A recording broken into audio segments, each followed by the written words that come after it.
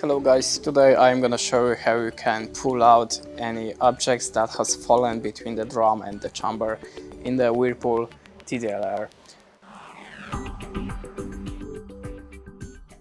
So, if something fallen just inside the drum and if you want to remove that, in the first step, unplug your device from the electricity. In the next step, remove the laundry if you have something inside your drum. Then look for this space and push by the screw or something this small gray element. By the second hand, try to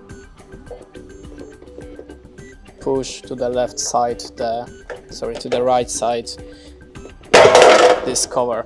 Okay, sorry about the sound. Then you can open the drum and remove anything from inside your drum in this hole inside. That's it. Thanks for watching. Leave us a like or a comment and goodbye.